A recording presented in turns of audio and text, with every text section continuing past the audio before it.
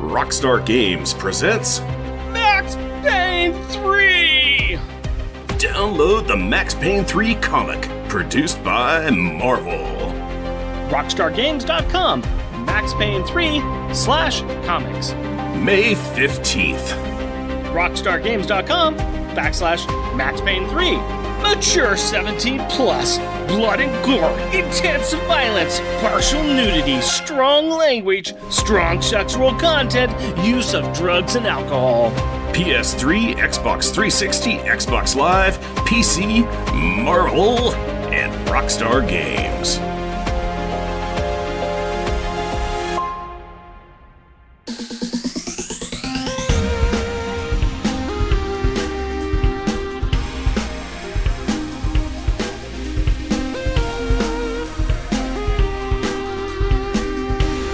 Dear listener to our podcast, Jeff and Rick present Unpacking the Power of Power Pack, where we journey through each issue of comics that include a member of the most underrated Marvel series from the 80s while drinking beer. Analyzing awesome and amazing adjacent adolescent adventures and absorbing alcohol. I am Jeff. And I am Rick. I see London, I see France, I see Medusa's random banter. Random banter time, buddy. Talk to me, tell me tall tales and tantalizing tidbits of trivia today.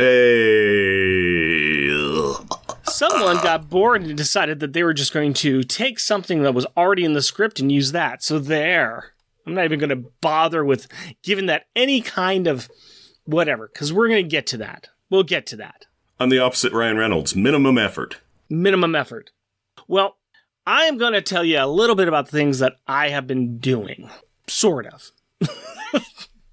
I'm going to start off by saying that after our very cool guest appearance on the Why Not Alpha Flight podcast, I really dug the fact that one of the guys on that show has his own embroidery company and he makes his own patches. And I thought that was pretty cool. That is very cool. Yeah, that's Excelsior Embroidery, I believe. Excelsior Embroidery, yes. And I thought that was so cool that I went ahead and ordered myself some of his patches. I am a big X-Men fan, and he's got a bunch of the floating head X-Men characters along with a bunch of the X-Men patches. And I was like, I want to get some of those. I want to get a ball cap with an X-Men patch on it. I want to be cool like the kids these days. So I went ahead and placed a pretty big order. It was a little bit pricey, but that's okay. And I sent that off. He was like, yes, not a problem. That sounds cool. I'll get that together for you. Cool. So he sent me my order and I had everything I ordered, plus a couple of Power Pack patches and 2 hats with Power Pack patches on them. Yeah. Hot diggity darn. I saw the picture. They look great. They look really good. That's a very nice looking haul. Yeah. So I sat down. I was like, I'm going to go ahead and sew these on. I have this blanket that I have in my room. It's to help deaden the sound. And because it's this boring blue moving blanket, I got this cool blanket of X-Men trading cards, and I sewed that on in the center of it, but there's still this blanket that you can see. I was like, I'm just going to go put those patches on there. Okay, that makes sense. And my wife said, you should go ahead and iron them on because these patches have got the iron-on piece on them. I was like, cool. Mm-hmm. On his card, he even gives instructions about how to iron them on. Sweet. Nice. So I'm heating up the iron. You want to iron the placement set for 10 seconds. So I touched the iron there and pulled it up and said, hey, this is polyester. Oh, I am having flashbacks to a comforter on an oven. Well, no, that's a whole other story we're not going to get into right now. I stopped, and it was my wife's brand new iron, too, so she wasn't pleased at all with that. I cleaned it up. So I think, well, I can't do that. I'm going to have to sew all these things. And so I sewed like 3 of them, and one was a little crooked, one was really crooked, the other one was straight, and I was like, this sucks. I don't want to do this. Hey, they have glue that you can use. Yep, fabric glue, hot glue gun. Let's see. Ooh, all over the top. Looking cool. Yeah, I'm very nice. Happy. I just finished it tonight because somebody was late showing up to the podcast. So, I'm someone really cool. Could be anybody. It could have been anyone at all. I mean, of the multitudes that are here. I am happy about that. I thought that was pretty good. The other thing I've been up to is over the past few weeks, just as a way to distract myself from something. I don't know what. Why? What's been going on in the world that's terrifying and horrifying and needs distraction from? So I decided I'd start reading something that I've never read before. I had picked up at the local comic book swap that we had this year a couple of graphic novels from Hellblazer. And I've never read any Hellblazer before. And these graphic novels are right in the middle of the run of 300 books. Yes. So I found a place online where I could start reading Hellblazer, and I started to read all of John Constantine Hellblazer. That is a heck of a series. Okay. I am really kicking myself that I've never read that before. It is really darn good. And it is terrifying. It is gritty. It is not sequential. And it is just a bloody good read. Okay, nice. Yeah, I think I have read a very small number of those, but in a time frame so distant that I think I can remember one image kind of thing. Yeah, it's good stuff. It's really good stuff. So I've been using that to distract me from the world, and it has been a good thing. Mm-hmm. What have you been doing to distract yourself from the world? I've been sick for 4.5 weeks. Not just with one cold, but a secondary one came in. Wait, hang on a second. I know this song. Mm-hmm. I've heard these lyrics before. Yes, but at least I have most of my voice back now, which was good, because a week ago when we were supposed to record, I was like, well, we're recording tomorrow. I'm like, oh, I can't talk. This is wonderful. On the bonus side of that, though, since I've been sick, I did watch a little bit of media, and I am all Deadpool and Wolverined up. Yeah, it only took 3 sittings to try and watch. The first time, I'm like, hey, I've got the house to myself. I'm going to do what nasty little men do, which is pop on Disney Plus and try and watch some Deadpool. And after popping past the old Marvel credits, I had to stop it as soon as people came home, and I'm like, oh, cool, I made it a minute 16. Okay, first day, total failure.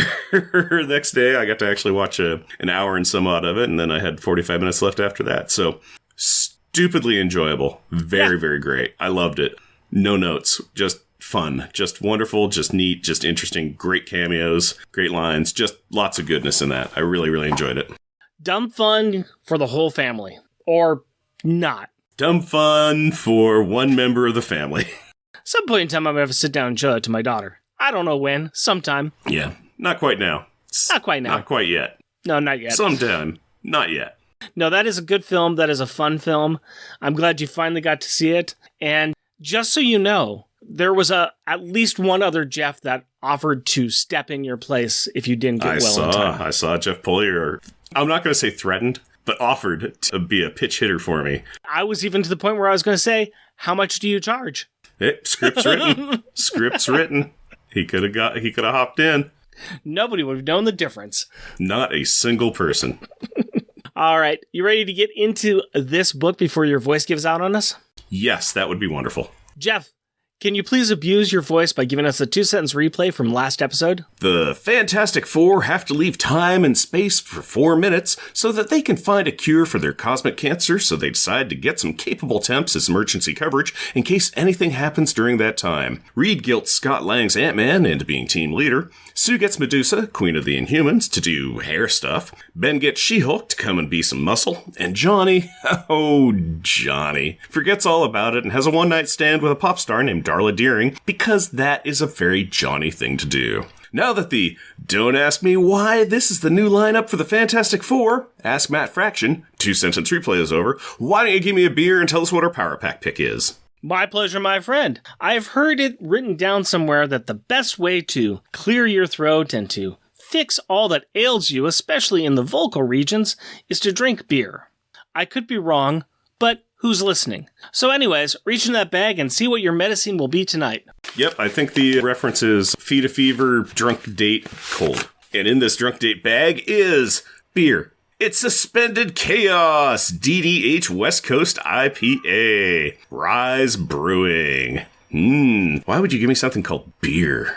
Because Suspended Chaos! Because that's what's going on, is there is going to be a 4-minute suspension of the Fantastic Four being out of town, and it turned into more, so now that the new Fantastic Four is trapped in chaos. I saw Suspended Chaos, and I was like, yeah, that feels about right for this issue. It just kind of feels like Suspended Chaos, or the beginning of chaos, or chaos started. This is by Ruse Brewing. It's 6.7% ABV, 65 IBU. Collaboration with our Second Family Roofs Brewing in Portland, Oregon. Double dry hopped West Coast IPA with Simcoe, Cryo, Simcoe Dynabost, Riwaka, Cryo Riwaka, and Comet. Yes. Yeah. Story time on this is drink this! And then something else covered by a sticker. But the can, it's got a nice, like, sunset or sunrise, cloudy sky on it. It's got nice industrial roof kind of setting to it. But hey, what's this? It's like a mirror universe. It's Doctor Strange, and it's folded on itself. So there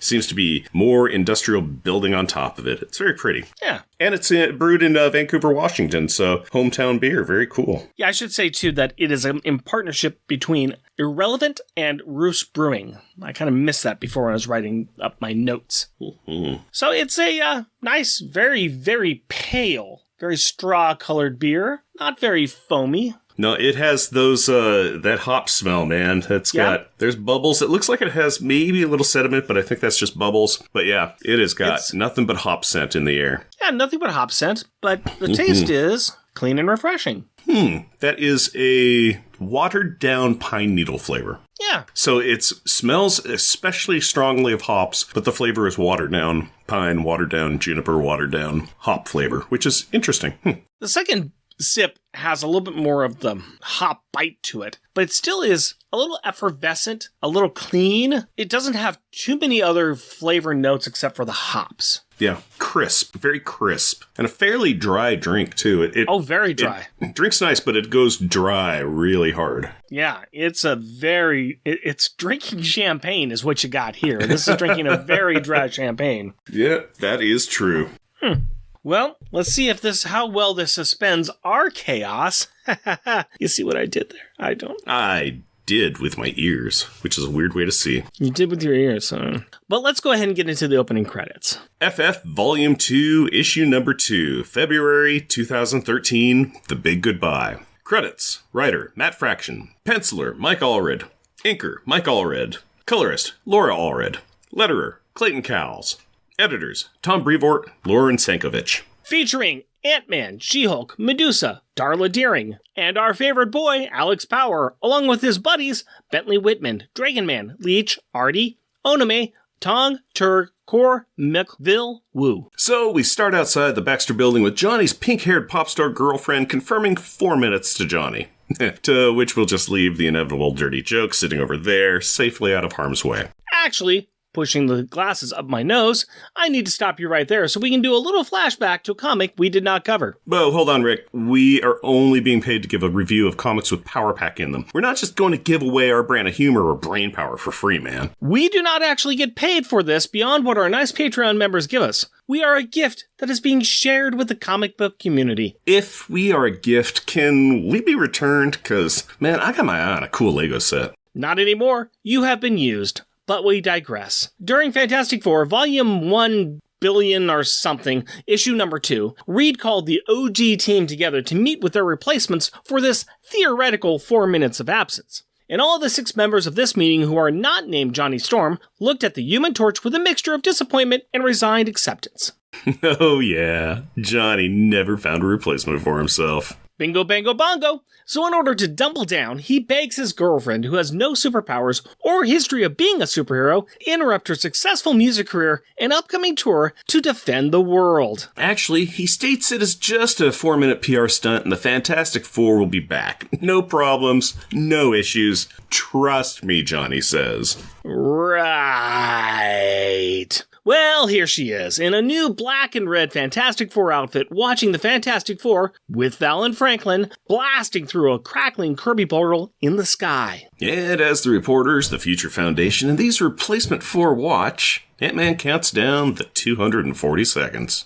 And, shocker, when the clock strikes none, the Fantastic Four do not return. To quote nearly everyone present, uh-oh. The next day, the Future Foundation are giving their opinion on the media coverage, starting with the Daily Bugle, dubbing the team the Antastic Four. Reading the paper, Onami wants to know what ex-con means. Look, Scott Lang did some things in his past, but he has grown, improved, and is currently in way over his head. Hey, Rick, what does delusional mean? Bingo! being in charge of the Fantastic Four and the Future Foundation is an honor that was given to him by Reed Richards, and Reed knew about his past and trusted him, and he is a superhero. So back off, kid, who is probably smarter than me. Hey, what does incompetent mean? You're just gonna keep doing a deep-cut Highlander reference, aren't you? Yep, but that aside, Scott tries to emphasize that he believes in us and that we'll do well if they stick together and believe in the team. And can someone hand him some tape so he can hang this yellow sign with black lettering on the wall? Oh, and is the team all here? Now that you mention it, they are missing Medusa,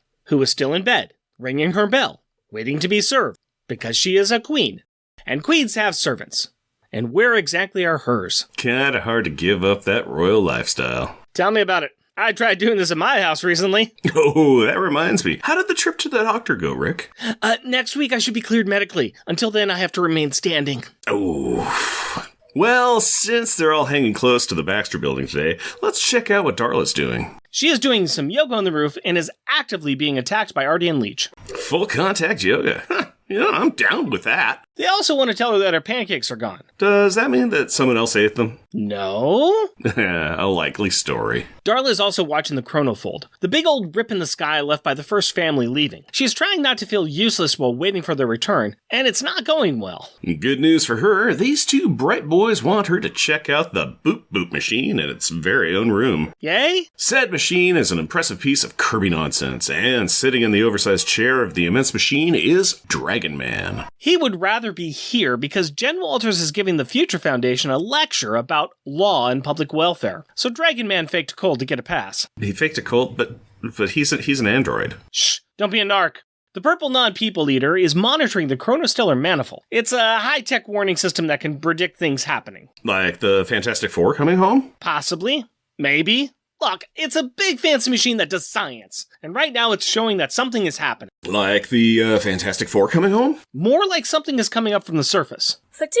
And on the street in front of the Baxter building, a familiar scene occurs. Well, it's familiar if you had just read Fantastic Four issue number 1, and it is the year 1961. Let's just say that I'm not an old fart, and can you explain that to me, please? I see, with my little eye, a monster beginning with the letter G. That's right, it's Giganto, the big green underworld digging machine that Mole Man used to bust up the Manhattan streets of the Fantastic Four's first adventure. And both him and Mole Man are back to call out this form of fraud forsters. In the words of Ant-Man, you gotta be kidding me. And in the words of Dante, I'm not even supposed to be here today. She-Hulk and Medusa both head out to fight, neither bothering to change out of their respective high-end business suit or nighttime negligee. I see London, I see France, I see Medusa's under. We already did this bit.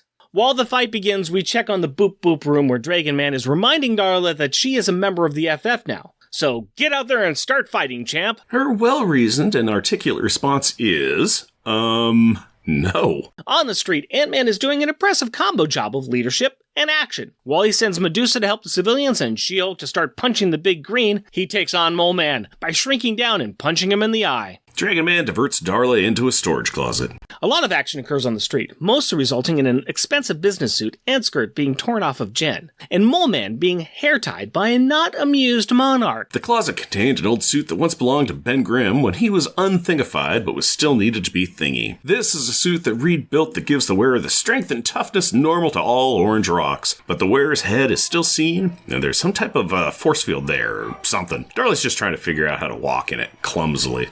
Whammo! Medusa and She-Hulk are continuing to play patty cakes with the big monster. A right hook punch by Shulky results in Ant-Man falling inside the nasal cavity of the monster. But Medusa uses her hair to choke out the beast, and She-Hulk breaks the Mole Man's control rod. Darla makes it outside in time for the group photo by the Daily Planet, which is used with the headline, City to Fantastic Four, pay up! It is a horrible picture, and morale is just a little low. It even gets lower when Darla, with tears in her eyes, announces that she is leaving. She's not a hero. She's gonna get someone killed, and she's really not cut out for this. And she's just a pop singer, gosh darn it! As Scott wishes for some good news, a loud Boop boop boop boop comes from the machine that goes boop boop. and everyone runs upstairs. Alex Power, with a very commanding and forceful finger, points to the sky and says, There! The chrono field gets all crackly and sciencey. Then the Human Torch flies through, exclaiming that he is alive. Then he starts fireballing the wormhole keepy-openy devices and exclaims, "You'll never keep me alive, copper!" Or something like that. His fireballs have blown apart the portal apparati, and he exclaims that the Fantastic Four are dead, and no one can ever get through that gateway again. Oh, we should mention that when he flames off, he is covered in a dark blue shaded Fantastic costume that covers his entire face and entire body, and he has white hair. Kinda the negative Johnny Storm. In the immortal words of Sam Beckett,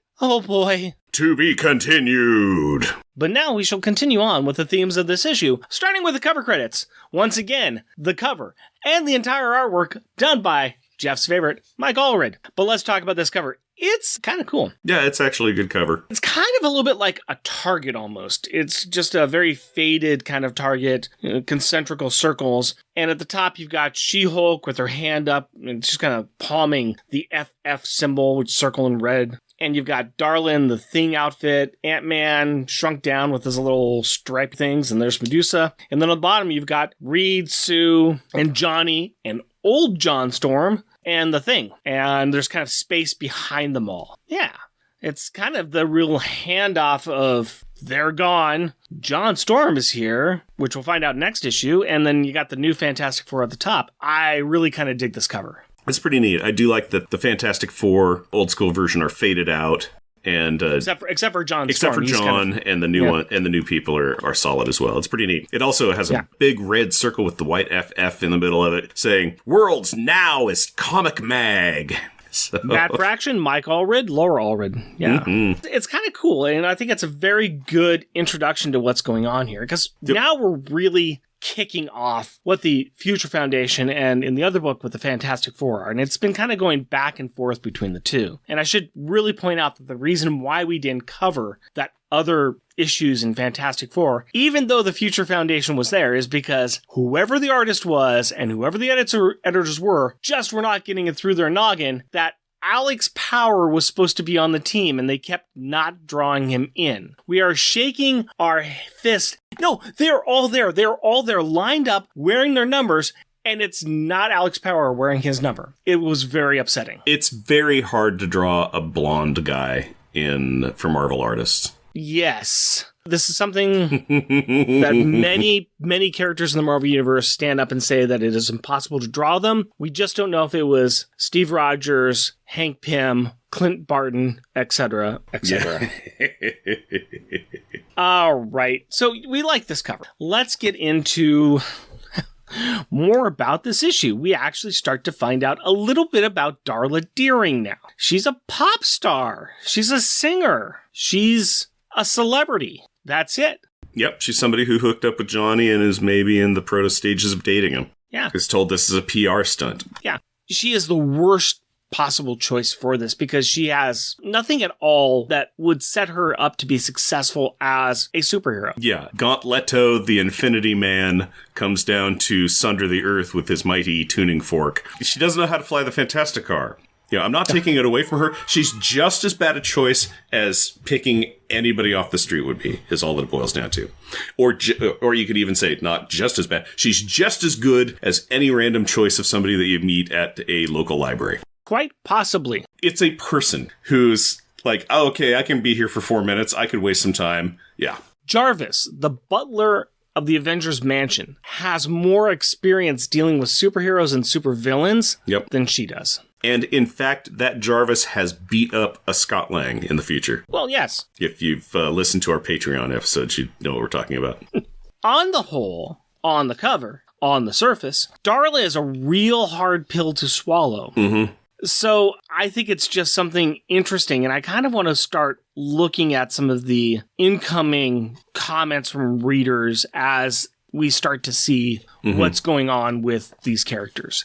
Because I think that once Darla comes in, I think there's going to be a lot of people saying, who is this? I don't remember back then about how well she was received. She was with the series for a while, so Matt Fraction was like, we're going to make sure she's over on some level. But I can tell you right now, from being out here in 2024, going into 2025, she ain't around, really. No, I had no idea who she was. And that happens. Some characters get created and they do their part and then they move on, which is fine. I mean, it's fine. It's great. She was a choice. It's an interesting choice. There's some interesting storytelling that Matt Fraction can do with this. It's kind of neat. My only problem with it, honestly, is the fact that with her getting the Thing suit, it's just a power overlap with Jen. Yeah. And now we have two strong guys. So it's like, yeah. Okay, we've got the leader guy, we've got the utility gal, and then we've got two strong people. So it can even be said that with Ant-Man's power, it's a type of body management or body morphing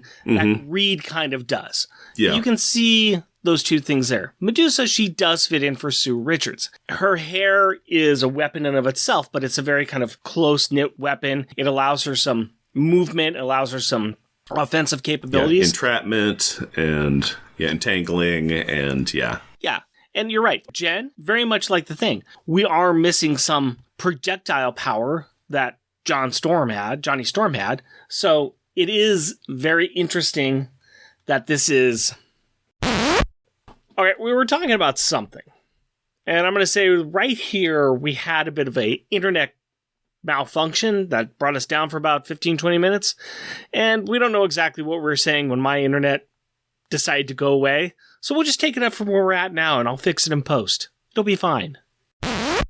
So what do we think about the Thing's suit, though? We know it's just a duplication of the powers, yes, but is it as goofy as we think it is?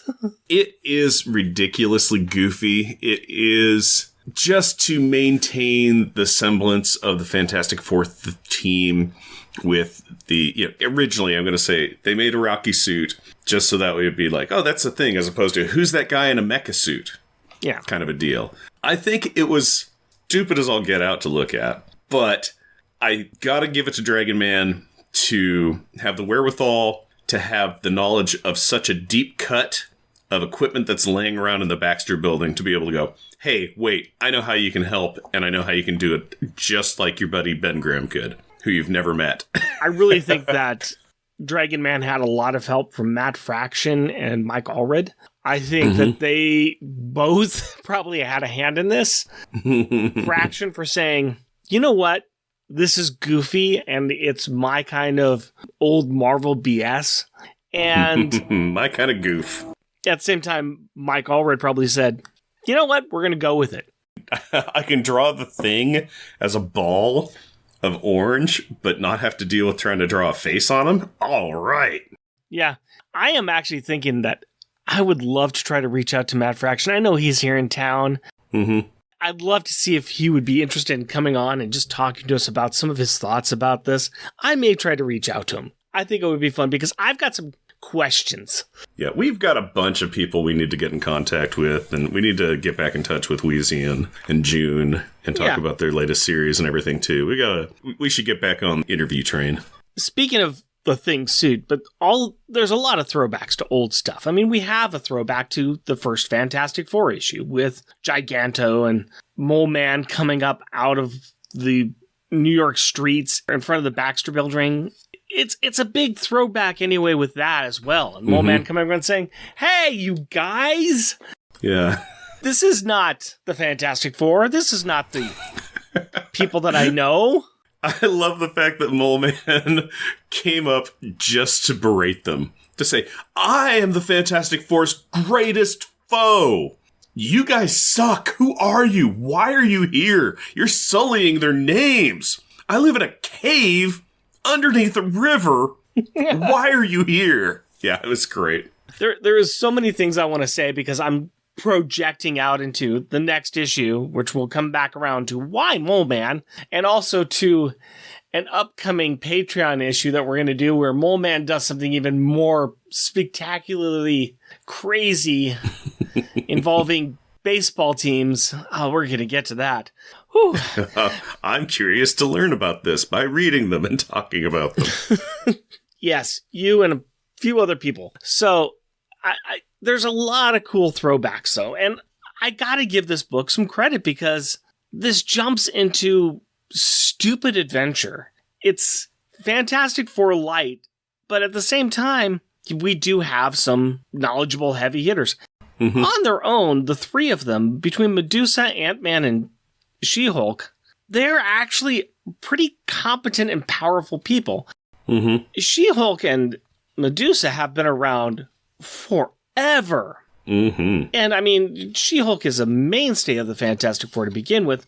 Medusa, she is a solid character and a solid fighter. Ant-Man, he knows his shtick. He knows how to use the Ant-Man powers. He has a smart enough brain on him so he's able to get through a lot of this mess. And they work together as a team.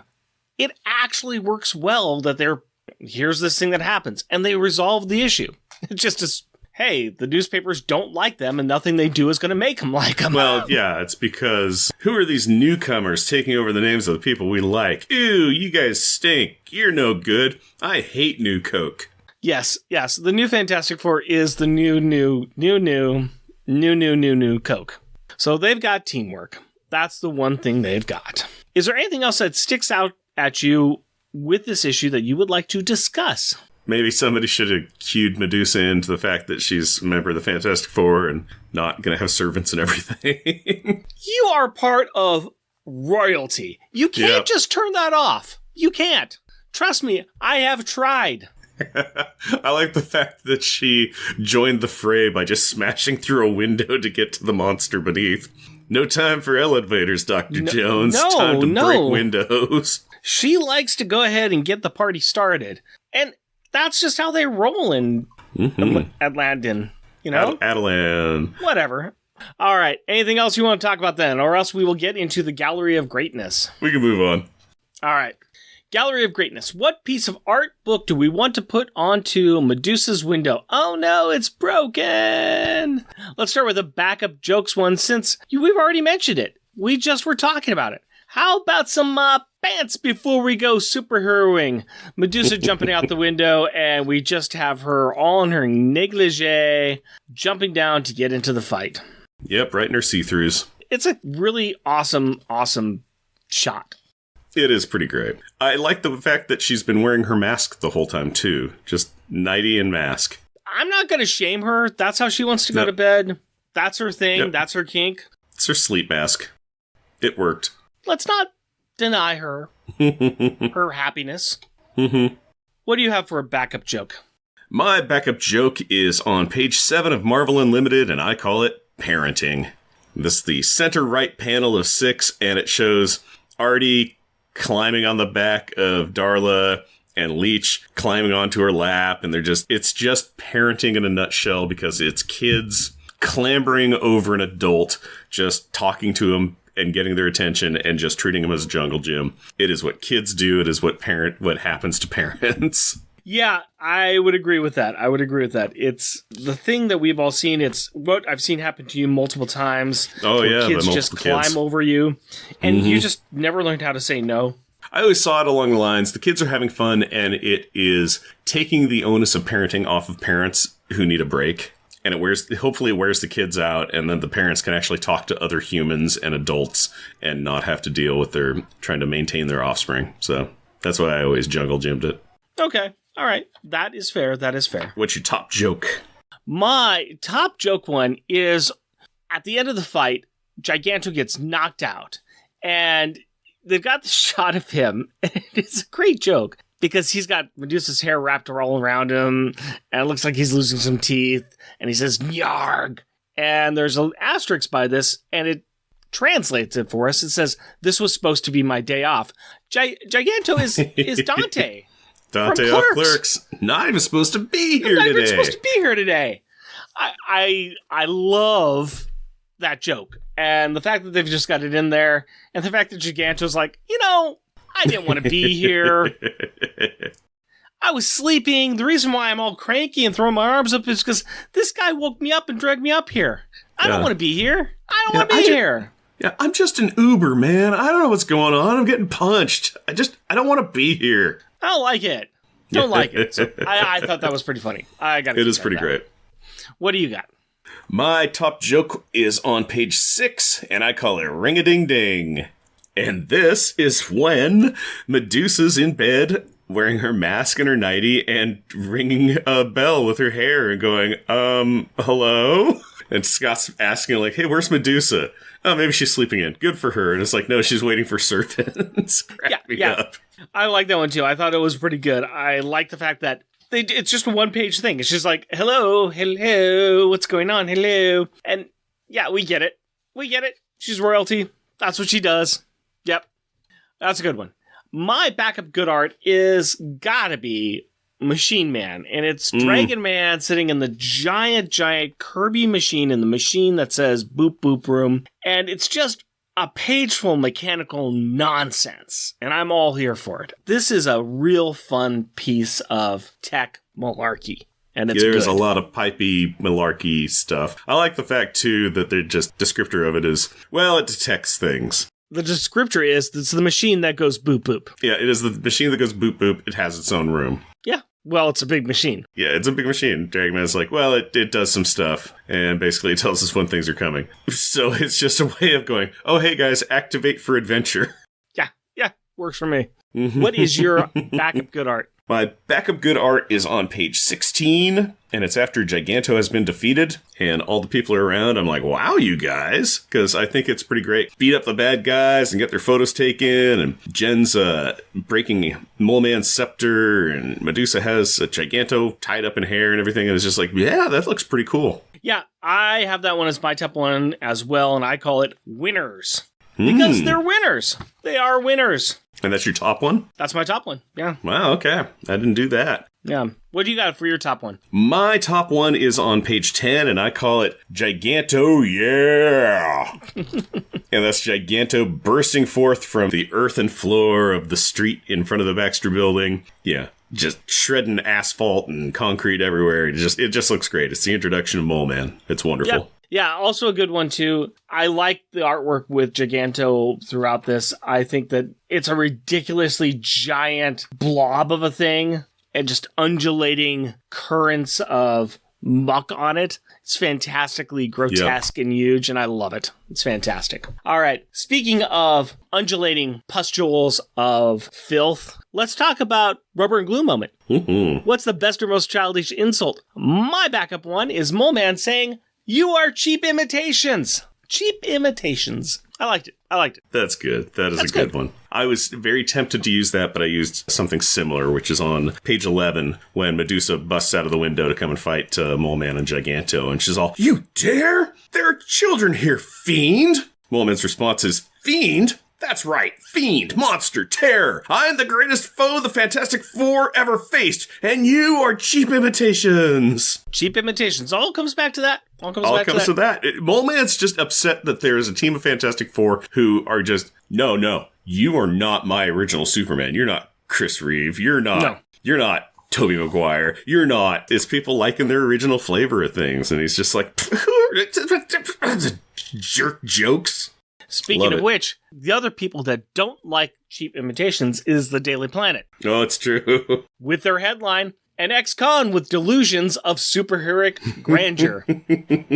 Chef's kiss. Chef's kiss. You know, Jay Jonah stayed up late on that one. Oh, that's pretty great. What's your top one? Well, it is on page 5, and it is after Onome has asked Scott what an ex-con is, and he's trying to answer, and he's all kind of stumbling over stuff, and he's like, it means, I don't know what it means. So Alex helps out, and he says, it means he's been convicted of a crime, and now he's running both the Fantastic Four and the Future Foundation. Just dumbfounded, and Scott's eating his cereal, looking down at the floor. He's like, yeah, it could mean that, yes.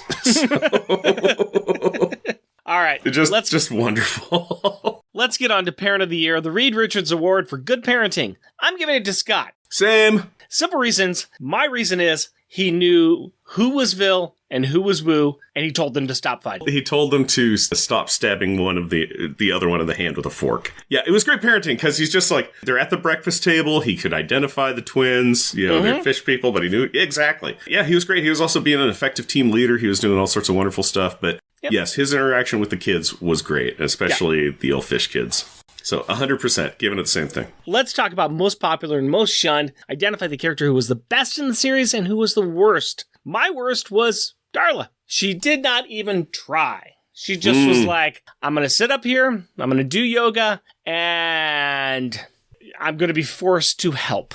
Mm-hmm. Yeah. I can see it. So, Darla, yeah. That's your worst. Okay, my worst is She-Hulk. Just doing an ethics talk and is in a suit because she feels like she needs to be in her expensive one-off suit and then goes to fight and then is blaming Mole Man for any damage that occurs when she brought the suit to a fist fight. No, Mole Man brought the fight to her lecture. She was having a nice lecture. Mm-hmm. She is a professional. She dresses for that lecture. She's also a hero, too. She's got to stop Mole Man. Well, I get that. It's his fault that her suit was ruined. This is his version of getting on the forums. Destroyed public property. And he would have just stayed there and yelled his hate out to the forum section, or the comment section of YouTube. That's his version of doing it.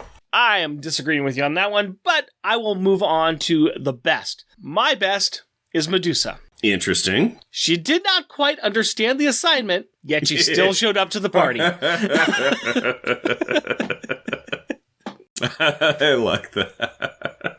She may not quite have made the switch yet. She hasn't she's not shifted quite out of that certain royal gear into I am now with peasants.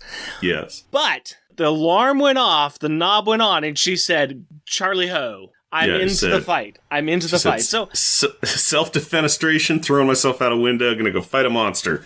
Yeah, luckily, I know what's going on enough to go do that. Bravo to her. Bravo to her. She's the mundane stuff. We'll get to that. But time to fight. She's there. Let's go. We're gonna go. She's there. That's good. Okay. I did not pick Medusa. I picked the opposite of you. I'm picking Darla as my best, due to the fact that she knew her limitations. She was present. She's there. She was concerned about it. She was trying not to feel like do the imposter syndrome thing. She was kind to Artie and Leech. When Dragman's like, get out there and go fight. And she's like, no. Because she's like, I can't contribute anything. I can't do anything. All I can do is get myself and other people killed. She knew her limitations, and I appreciate that. The best she could have said was, how do I help? That would have been good. She could have done that, but I like the fact I was still great with the fact that she was like, no, because she knew her limitations, and I was quite a fan of that. Heavily disagreeing with your choices here. I think that you are high on some cold medication because you are not feeling well, my friend. But let me give you another chance to make it up to me. Let's see what happens when I throw this question at you. Top grades. Where are we evaluating this issue against the other issues with Power Pack in them? Month of Mourning, Fantastic Four number 588, still at the top. Somewhere around spot 39, we've got Avengers Academy number 37, Final Exam Part 4. That's where Finesse kills Jeremy and Julie punches a rocket. Good times. And then, of course, near the bottom, like around 72, that's All Hope Lies in Doom Part 1, Too Many Kids. The kids show up in Latveria for Coco and Secret Plots. All right, where do you feel this one goes? All right, well, let's do my standard thing. FF Volume 2, issue number 1 is in spot 25. Do we like this better or worse? New book, new team, new grift. I don't know. This is still fun. They're feeling kind of similar to me. Yeah, so it's around that 25 vibe. So it's kind of but which is better, and I could easily slap it right under or above it and be kind of happy about that. Let's go ahead and put this below it, just because I'm getting more of a feeling. Right underneath this, we have Spider-Man 659, Fantastic Voyage Part 1, the FF on the beach singing Beastie Boy songs. It feels like that one. I get that, because I was just looking at that slot as well, and I'm like, yeah, doing the Beastie Boy songs, I'm like, I think I like this a little bit better than that issue. Yeah. So, yeah, I'm great with this issue being in the new spot 26. All right, that's what we are going to do then. Let's do a little bit of final thoughts on the beer. Once again, this is Suspended Chaos, kind of like tonight where we had chaos where my internet failed and our recording was suspended. Yep. DDH West Coast IPA. The Suspended Chaos fits very well on that. The fact that we had the Comcast issue, I had to go to a music together class and get here late. This has been delayed for like a week because of illness. Yeah, all sorts of things. It's a fine beverage. It's still crisp. It's light. It's fairly refreshing. It is that odd hoppy flavor. It's not offensive. It's not amazing. It's a good 3.5 for me. I already wrote down my score and it was 3.5. Pretty much right along the same things. I like it. It's good enough. It does have a little too much of the hoppy hit for me. Yep. And that's going to turn me off on it. But it's a nice, refreshing beer. I'm not angry at it. It's not angry at me. I'm okay with it. It's crisp. It is got that dry champagne-y kind of thing going on with it. It's a fine beverage if that's what you're into. I'm sort of into it. I can live with it. I can live without it. I'm fine with drinking it. But a thing that I can't be fine without is kids' perspective. And that's where Rick talks to his 14-year-old daughter, Carrie, about the issue that we just covered. So Rick and Carrie, take it away. Hello, Carrie. Hello, Daddy. Let's talk a little bit about FF number 2, shall we? Yep. Tell me what you thought about this book. Well, it was fun. It was interesting experimenting with the new characters. How do you like the new characters? They were interesting. So, the one girl, the one with the pink hair, what's her name again? Darla? Yeah, Darla. She has no powers? Nope. That seemed kind of like a poor decision. Well, she does have the power of being a pop star singer. Ah, nice. But as far as superhero powers, leadership, command decision-making, competence under stressful situations, nothing. Nope. Military training, no. No. Just put her in a big rocky suit and there she goes. Yeah, pretty much. Well, that seemed like a not that great decision. Thank you, Johnny Storm, for that. Yep. Besides her, what do you think about the rest of the new team? Love She-Hulk, obviously. Medusa just jumping out of the window with only her night clothes. Strange choice, but, I still like her. She saw a problem and she solved it, right? Yeah, Ant-Man's got some problems. Bit awkward around children still, but he's trying to work around it, so seems just, I guess, that the Fantastic Four weren't back. What do you think about their first fight? Oh, wow, it was pretty cool. Everybody did something, of course, except Darla, but... Do you know anything about Mole Man? I've heard about Mole Man in, multiple universes. Disney. Incredibles. Actually, no, that's good because that character in The Incredibles was based on Mole Man from the Fantastic Four comic books, as The Incredibles were all based on the Fantastic Four characters. I always noticed that, yeah. Do you know why they had Mole Man be in that role in The Incredibles movie and why Mole Man was in this issue? 'Cause he's a villain of the Fantastic Four. He's iconic. He's the Fantastic Four's first villain. In fact, the first issue of Fantastic Four had a giant subterranean creature called Giganto coming out of the street in New York, much with being directed by Mole Man, much like in this issue, a big giant subterranean creature called Giganto came out of the street under the direction of Mole Man. Yeah. It's a throwback, it's a callback to the first issue of Fantastic Four. Wow, so good. I just admitted to The Incredibles because I like it. It was about to be a bit awkward. I like it. That was a good... I like how your pop culture mind jumped to that, so that's good. Yeah, no. I've noticed that they're like the Fantastic Four characters, so that makes sense now, yeah. What else did you like or not like about this book? I liked the little cues they had. It was small little moments where you could go, ha ha ha, in your mind, but yeah. So there's some good funny moments that are in there. Yeah. I had nothing to really hate about it. Good. It was a pretty good issue. All right. That's good then. Is there anything else that you want to talk about? Anything else you want to bring up? The guy at the end? Oh, yeah. I forgot about... I thought he was the Human Torch, but... He is. He's blue. He is the Human Torch. He's an old John Storm. He's... Actually, fun fact, if fire is blue, that means it's hotter than red fire. Look who's getting an A in their science class. Yeah, that means they're really, really hot. Well, they're really hot. You will find out a little bit more about this. This is John Storm, and this is an older version of Johnny Storm. So, yes, that is to come up. We've left on a cliffhanger that you'll find out about next issue. Ooh. Yeah, the cover even that's previewed. The FF is dead. Yep. Long live the FF. And then, yep. Okay. Well, that's about it. All right. Thank you very much for your time then, Carrie. Welcome. I love you. Love you too.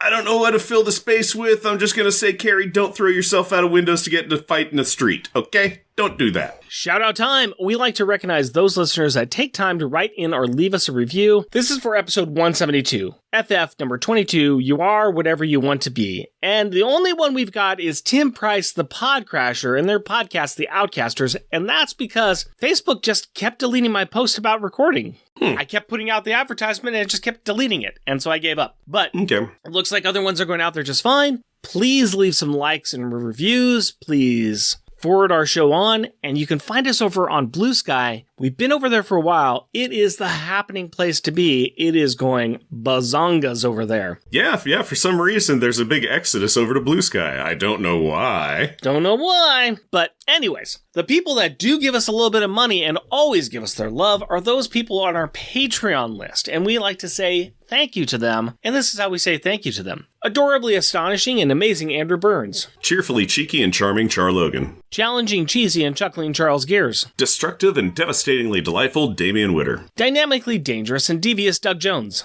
Intelligent, interesting, and innovative Isaac Perry. Jaunty, jubilant, and jazzy Jeff Osterritter. Jesting, joking, and jovial Jeff Polier. Just jealous and jewel Jeremy Daw. Muscly, mighty, and meticulous Matthew Birdsey. Mythical and magnificent monologuing Matthew Laserwitz. Steely, salty, and steamy Sailor Bear Zodar. Sad and sickeningly silly Shag Matthews. Tyrannically terrifying and tame Tim Price. Way wordy and wobbly Waffles. Next issue, we are going to cover FF issue number 3. Also be sure to check out my daughter's comic strip on our website. Just search for Jeff and Rick Present Tales of Tales. And we have some merchandise available on Redbubble. Go to redbubble.com and search for Unpacking the Power of Power Pack. Jeff and Rick Present is a bi-weekly self-produced podcast recorded in front of a live studio audience of Comcast Network System in Portland, Oregon. If you would like to interact with us through the magic of the internet, and hopefully it won't break on you, you can do so through Blue Sky at Jeff and Rick Present, our Facebook page, Jeff and Rick Present, our email address, Jeff and Rick Present, all one word at gmail.com, or at our website, jeffandrickpresent.wordpress.com. Also, we have a YouTube channel at Jeff and Rick Present. And if you would like to help support our show, we are on Patreon. You can find us at patreon.com, Jeff and Rick Present, all one word. We are also a proud supporter of the Hero Initiative and will be donating 10% of our Patreon donations to this great cause. We encourage everyone to give what they can to this worthwhile organization that helps the creators who provide us with such great content. Go to heroinitiative.org to find out more. Please rate and review us wherever you can. Tell your friends about us or share your love for us on social media. And as always, we want to thank the powerful people in our packs. My wife Cindy and our daughter Carrie. My fiancée Hillary and our daughter Aurora. We love you. Until next time, costumes off. Our theme music is 80s Action by Kevin MacLeod. Also featured in this episode is Cinema Blockbuster, Trailer 41. All music is found at Incompetech.com and is licensed under Creative Commons by Attribution 4.0 license. On the Why Not Alpha Flight Thought, Boop, boop, boop, boop. a lot of action occurs on the street, mostly resulting in an expensive business suit and skirt being torn off of Jen. Mostly resulting in an expensive business suit and skirt being torn off of Jem, and Mole Man being hair tied by a not amused monarch. That was super smooth. That was just ugly. Hang on. Boop, boop, boop, boop. Well done. Also, I came up with my random banter thing before I had read the script. So when I got to that, I'm like, yeah, okay. That's just a side note for you. I don't believe you. Okay.